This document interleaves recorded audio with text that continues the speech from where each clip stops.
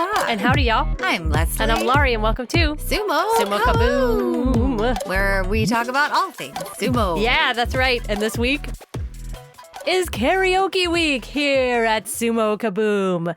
And no, it does not mean that we're going to be singing karaoke to you. No. Although I would, but that would be troublesome with all the copyright issues. But, Right. I mean, if there were no copyrights in the whole world, we would have been singing on this podcast. From day one. From day one. Yeah, we'd be It singing. would have been a singing sumo podcast. Yes, it probably. would have been. No, but it means this time we're going to break down why sumo and karaoke go together. Right. And it's not like so random why we came up with this. It's because we have just been loving every minute of these studio releases of some of our favorite Rikishi who have been singing in studio their favorite songs.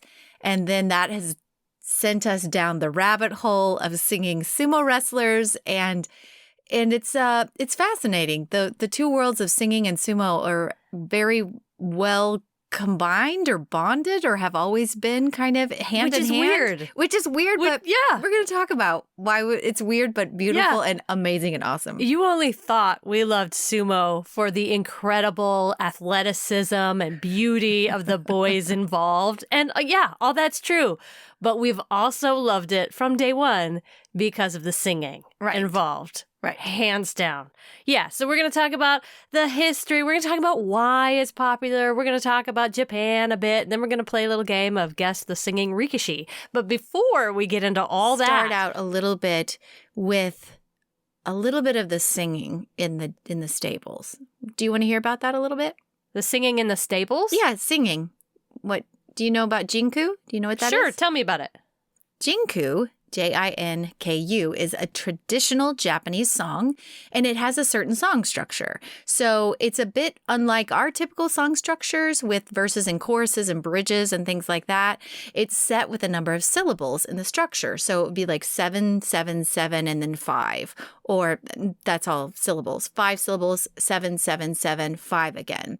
And if you think about it, we don't have any really in our like anthology haiku song structures, except for Yankee Doodle Dandy. What do you mean? If you sing, I'm a Yankee Doodle Dandy, a Yankee Doodle do or die. If you sing that, the song structure is actually the same song structure as a Jinku, and it doesn't really fit into our song structure, like typical song structures that we have over here, which are verses and choruses. The closest it would be like a frontline tag. Anyway, I'm nerding out music-wise for our listeners. But anyway, Yankee Doodle Dandy is in Jinku form. Oh. But anyway, so this traditional Japanese song is sung all over Japan, and it's also sung in the stables, these traditional songs. So many stables actually have their own like fight song. And that's like a school has a fight song. Yes. And it's called Rinsaika, Renseika,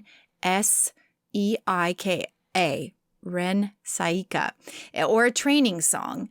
And these songs, especially, well, I don't know about the sumo world, but they appeared kind of in Japan in the Edo period. So that's like everything did. Like everything started to happen in the Edo period. So these songs are sung by the stable, like these young kids as they come into the stables. They're learning how to do sumo, but they're also learning in the very beginning their stable fight songs. And there's a great article by John Gunning, but also there's a video attached to it of the Naruto stable. And it's all of his wrestlers singing a song, and he's walking around and he kind of gives people little, this is former Koto Oshu.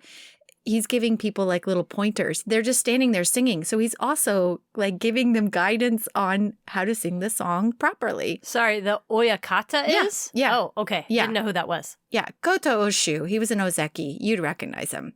He's like tall and like Bulgarian, and now he's bald but handsome. Oh, I know who you're talking about. Yeah. Yeah. Anyway, so there's a great video of them all singing their stable fight song, essentially. And so these Jinkus are also sung on the tours. And there is a real reason why they're sung on the tours. This is when you watch the videos, or if you happen to watch videos, there'll be like 6 guys, 1 guy in the middle who's singing on a microphone. And it's a traditional Japanese song. And the guys on the outside kind of clap and step in rhythm and step over a spot, and they'll do like a whole circle, and then they'll trade out. Another guy will come in and sing another traditional Japanese art song. Yeah.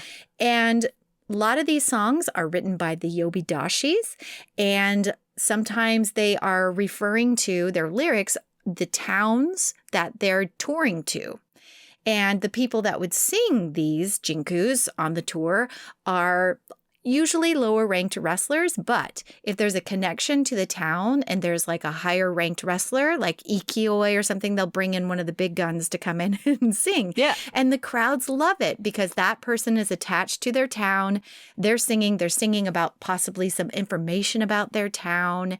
And so it's a way to continually bring culture and the people into the sumo world through something that they all know and understand, which is this Jinku song structure and the traditional song. All of these wrestlers learn these songs, and I would kill to like see a young Hakuho or somebody like that singing these as like a really young beginning sumo wrestler. Yeah, of course. Wouldn't it be cool? Would be very cool. So I like to think that they learn how to sing at a very early age. A lot of people never learn how to sing, but when you are taught along with your training, and after training you're like, now we sing our song, you learn how to match pitch, you learn how to sing. Yeah. And so music comes into their life, possibly in a way, maybe doesn't, in their real lives through the sumo world. And that is a part of the tradition in sumo that they have not let go of, and they continue to build. Well, and I would say, just like many kids here in America, in elementary school, you're going to choir, you're singing with your friends, you're learning music in music class. But not all kids do. Well, I think maybe it has changed since we've been in school. But when we were in elementary school, you didn't have a choice. Everybody was in choir together until middle school.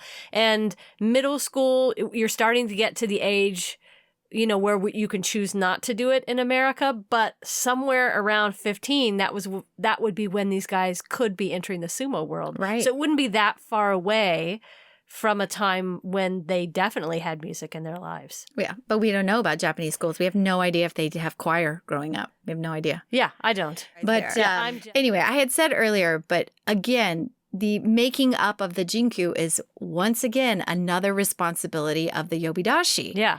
These Yobidashis, they do a lot. Everything. Yeah. It's nuts, including writing lyrics that are very personal to their stable for the kids to sing or young men to sing. So over the years, there's been a tradition of sumo wrestlers that have been really popular. They're seen on the tour, but then they're known to have really great voices. And in the old days, they allowed them to have secondary careers. And then there was a point where they were like, you cannot wrestle and also be a singing sensation and having albums out everywhere. They put the kibosh on that. Right. But there have been people that have been really great at it and have gone on to have successful careers in the music industry. Yeah. And that is going to be a future episode for us. Oh, yeah, for sure. I'm looking forward to Ikioi's Enka, which is, their folk songs, his album, I'm sure one day, which will come. And, Konishiki is wildly famous and popular, and he has a great voice. And I went down the rabbit hole of watching him this week and just watching as many wrestlers as I could singing. And when I first saw Takayasu, I think that's why I loved him, is that I'd seen him wrestle, but then I also saw him pick up a microphone and just crush it. And I was like, are there really terrible singers in there? They all seem like they're really pretty good. Yeah. So one thing Konishiki said when we interviewed him was that I think we asked, why do they all do karaoke, or why is it big? He's like, well, all those young kids that are coming into sumo are broke. And one of their forms of entertainment is to just sit around and do karaoke because they're bored or they can't go out or whatever. That was John Gunning that said that. Oh, was it John Gunning? Yeah, who said it's the cheapest form of entertainment out there. Well, sorry. I easily get Konishiki and John Gunning confused all the time. They're just such similar types. But anyway, but I like that idea that that's kind of what they do. They bond as brothers in the stable and they sit around and sing karaoke. Yeah. Still. Yeah. Along absolutely. with Jinku or the fight songs and that kind of stuff. And when I was in Japan, I remember karaoke being this is the way I first saw it. I didn't quite understand. Like there wasn't a lot of like laughter or like making fun of anybody like we kind of do. We're like, we wait for the drunk girls to get up there and like embarrass themselves or this to me was like one of the cool moments where I went in and expected like people would laugh about and make fun of themselves if they don't match pitch or something. No, it was completely in earnest. Everybody would sing, whether they were a great singer or not, and everyone would like love everything that they were singing, whether or not to my trained ear was good or not. It didn't matter. Yeah. And if you think about it, it would kind of be like, if you got together a bunch of average people and said, we're going to have an ice skating competition and everybody's going to ice skate and we're just going to take it completely seriously and everybody's an amazing ice skater. Sounds like fun to me. Right. But you know that like not everybody can ice skate, but it doesn't matter. Because, like, you're still celebrating the fact that they got out there and they're passionately ice skating. Yeah. So that's kind of how it was. I was just like, wow, this is so cool. And and I loved it. Isn't that a cultural difference between Americans and Japanese is that Japanese are very complimentary of each other and there seems to be very little teasing involved in the Japanese culture. Like, it's very... very complimentary. Oh, your language skills are really good. I'm so happy you're here. I don't know. I think that's a generalization that, at least for me, there was plenty of criticisms that came my way. But I think when people are performing or whatever, there's a sweetness and a kindness that, I mean, at least amongst friends that are all doing karaoke together that like, there just wasn't the judgment there that perhaps we... Like the sarcasm that's everywhere in America. Right. And the self-deprecating humor and that kind of stuff that we do all the time to make up for our own insecurities of not being great singers or whatever. They don't, at least my friends didn't. They just celebrated whatever you brought to the table and everyone treated it like they were their own personal rock star. And that they were not embarrassed about anything. Yeah. No note was too high. No note was too low. It was awesome. And I think this is a good time to explain the differences between American karaoke and Japanese karaoke. Just simply how they're set up. Because in America, you would walk into a bar and there's like one person with a karaoke machine and one mic singing for everybody. And and then it's just a list of really drunk to drunker people that are like, I don't really want to sing Joan Jett right now. But I'm going to go for it anyway. I'm going to go for it. I'm drunk. And there's, a lot of like shouting back and forth. There's some cheering, but there's always a Frank Sinatra somebody. Of course. And then there's always somebody who's really good who showed up to really sing. But it's really highlighting mostly just drunk people. Whereas in Japan, it seems like a whole different ball game. Now, I have not been there. There's beer. There's definitely drinks. Yes. I mean, people are definitely having a good time. Yeah. And although it sounds like there's a setup in Japan where, it does happen in a bar and they're singing for everyone. No, there's karaoke rooms. Yes, there's karaoke rooms. And that's very different than American karaoke. Because at a room that you get in Japan, you're renting by the hour or the half hour. There was a room that was smaller than this closet that I went in and I was like, oh, this is interesting. It's just a seat for two people. Yeah. So like you would go on a date and then just... Or you could even go by yourself and just karaoke for a night in a room by yourself. Yeah, and there were plenty of people who did that too. Yeah. Oh, and there are bigger rooms that like a whole group of people could rent, but they're soundproofed rooms, so you don't hear anybody else around you. It's just you and whoever you came with, or you alone, right, with your karaoke machine, and then you've got your drink menu and your Yep. food menu. Yeah. So you can order food and drinks. And that's a big thing, too. And it's so much fun. It really is so much fun. I wish I did more of it when I was there. Oh, really? Yeah. Yeah. It sounds fun as I And read they're like about it. open all the time. Yeah, It there are seems some like. that are 24 Yeah. hours. There are some where you can have tambourines and drums with you, so you can play the tambourine as you do karaoke. And they're everywhere. There's over 100,000 karaoke establishments just in Tokyo. There's so many of them. They are everywhere. Yeah. So it's a very different atmosphere. Let me tell you a little bit about karaoke. First, the word is often mispronounced. Well, I think I've been mispronouncing it the whole Yes. time. How did you pronounce it in Japan? Oh, well, I mean, I called it karaoke like a dum-dum, but they Okay. knew what I was talking about. Yeah. They yeah, get it. it's kara Okay. okay. Yeah. And kara comes from empty, means empty, and okay is an abbreviation or the Japanese reading of the word orchestra. So it's orchestra. Orchestra. Orchestra. Kara orchestra. Empty orchestra. Oh, I like that. Kara okay.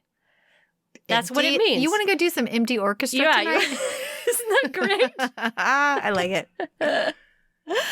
It was invented in the 70s. So it's a pretty New. Yes, it's a pretty recent invention, which I love. Invented by a guy named Daisuke, who was a piano player and a drummer. And he could remember playing gigs in the 60s and 70s where he would, be playing music and no one would sing along. Like it was just completely silent. And he thought, that's just such a drag. Like I want people to enjoy this music more. Anyway, one of his customers tried to hire him to play for a company party, but they said, hey, can you change the keys to the music so that when I sing along with you, I won't sound bad in front of my colleagues? Can you lower the keys so that I sound really good? And he said, yeah, I think I could probably do that. I'm going to have to invite some friends along. And he tried to invite some friends. Nobody was available. So he recorded his friends, put them into tracks. And then he was like, you know what? I don't even have to be there. Like, why don't I just totally DIY this thing with stuff I have in the garage? So he recorded his friends and he seriously put together a stereo, a coin box from the laundromat, an amplifier, and a mic. And he DIY'd this thing and gave it to the guy for his company party where he had, put all the tracks together and all the right keys so this guy could just sing along. And it was such a huge hit that it just took off. Wow. Took off and has been building since then. This guy is still alive today. Yes. And he's got to be loaded at this point. Well, interestingly, he did not get a patent on the karaoke machine. Oh. He did get a patent on karaoke machine pesticides, though. What? To keep rats and bugs from eating all the cords inside the karaoke machine. Well, at least he got that. But he is a national treasure. He was voted by Time magazine as one of the most influential people ever to be born. He was awarded the Ig Nobel Prize by Harvard, which is a hilarious award that is meant to honor achievements that make people laugh and then later make them think. And so he won that award, and actually you can listen to the sound, somebody did a radio show on him winning the award, and it's really sweet because when he goes up to receive the award, he sings, "I'd like to teach the world to sing," to all the people that are there. And of course, they all stand up and they cheer, and then they sing back, "I can't take my eyes off of you." Yeah. And it's this beautiful singing back and forth between people of different cultures. I know. I think that's the thing I love the most about it. I remember singing Just the Way You Are with my friend Koma-chan. Yeah. And the way he sings English, because I couldn't, I didn't know any Japanese songs. Yeah. And they were singing a lot of American songs. And so it was just really sweet for us. I mean, he spoke English and, I spoke minimal Japanese, but we could really meet in the middle with this song because we both had this really passionate, we all had the same passion for the same song, even though we were from two different worlds. So. Yeah. I mean, imagine being this guy walking down the street today and hearing people sing at a karaoke club or How something. many people has he brought together in song? That's awesome. How many people has he taught how to, as he put it, tolerate each other? It's a new way for people to tolerate each other is the way he says it. Yeah. And I mean, in Japan, where you live in very close quarters, you do need that. Yeah. You need a way to unpack it. So karaoke is very much a product of Japan, came from this Japanese man. It's a recent invention, and it has just boomed. It is the country's 4th most popular form of entertainment behind movies, restaurants, and bars.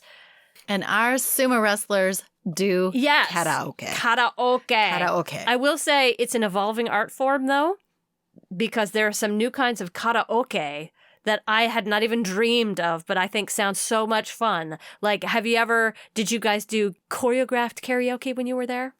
No. You can learn how to dance like your favorite stars in the music videos. Oh, that's because fun. They choreograph and teach you how to do all the dance moves that come with it. So you can sing and dance at the same time. There's also anime voiceover karaoke now, where you can voice your favorite anime scenes. You can do the voiceovers along with the video behind it. So that kind of karaoke. You can do play along karaoke, where if you bring your guitar, you can play along. You can play along with other people. Now they're doing, because of COVID, they're doing remote partnering karaoke now. So I could sing with a yes, you wrestler? Could. Yeah, well, if he wanted to do the remote partnering with you, yes, there's like a website. You can record your side of karaoke and it uploads to a website, and then they record their side of karaoke, and then it combines the 2 tracks, so you're singing a duet together. Okay, I'm going to look into this because I think I said last week it's my dream to sing with a sumo wrestler. If I upload my side, can I get a sumo wrestler to sing with me? That would be the best, wouldn't it? Yeah. Yeah. There's also costumed karaoke now, where you can rent a costume to go. It never stops. I know. It just gets better and better and better. So karaoke, much loved, and our sumo wrestlers love it as well. And there are lots and lots of videos online. And if for some reason you missed our episode, this may seem so random that we're talking about this, but over the last couple of weeks, we've had the top, 4 top wrestlers give us karaoke versions of their favorite songs. So that's where all of this comes from, is that we're loving hearing them sing, and we hope and pray there are more karaoke numbers from our favorite wrestlers coming. Yes. So what I have done is I have uploaded just a few clips of sumo wrestlers singing karaoke. Okay, am I guessing who it is? Yes, you're going to guess who it is. Okay. And I have several here. Okay. I'll do some easy ones. Okay. And then some difficult ones. Okay. Okay. And I will give you a big hint. All of these are active wrestlers right now. Okay. No one who is retired. No surprises. Okay, good. Yeah, there's no fancy surprises. As a matter of fact, some of these should be really, really easy considering. I'm going to start. This is a group one first. So this is a large group of people singing. All you got to do is name maybe one person that's in the group. Okay? Here we go. Let me turn this up so you can hear it.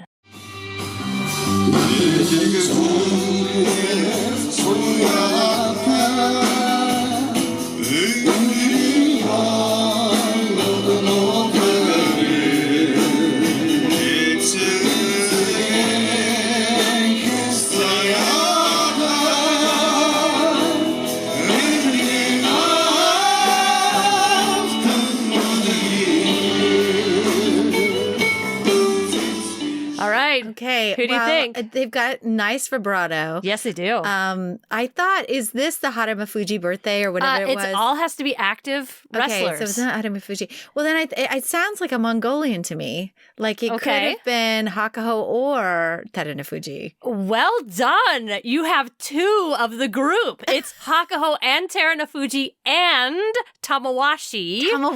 And Kakuru and some other people. But yes, I believe they are singing a Mongolian. I was like, this sounds Mongolian. Yeah, you're right. I think it's some sort of Mongolian folk song. I should have known that before I played it, but it's very nice though, isn't it? They all sound like they're singing, like on pitch.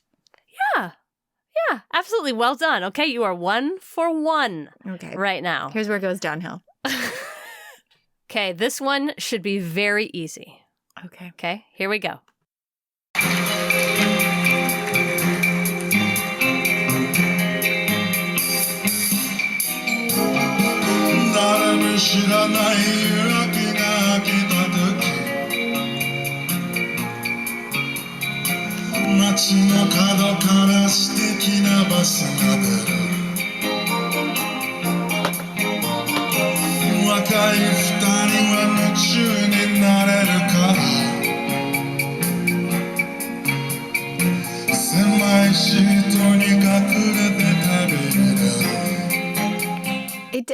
I thought at first, is this Takayasu? But then I thought, no, maybe it's not. I know he has like a richer voice, but I just wanted to dance. Like I wanted to, I don't know, dance with a partner. It has a very bossa nova type of feel, doesn't it? It's very sexy. Yeah. It's not Ikioi. No. Because he's retired. That's right. I would tell you to go with your gut. Oh, it's Takayasu? Yes. Yay! It is Takayasu. I haven't heard him sing that song. Oh, really? Mm-mm. Oh, it's called Riverside. Yeah. Yeah, it's a beautiful one. Very sexy. Isn't That's it? how he must have wooed his wife. I love it. Okay, here's the next one. これ抱っこちゃん抱っこ抱っこ抱っこ抱っこ抱っこちゃん今僕の抱っこちゃんプレゼント抱っこして Who do you think? I think I've seen the commercial. I think it's Endo. Well done! Yes! I did not think you were going to get that one. Yeah. Only because I've watched those commercials and I was like, what? It's a smiling Endo? It's the one. Well done. Yeah, he put some oomph behind that one. Yeah. Extra credit then. Okay. Here you go. Extra credit. Not an active wrestler. Okay.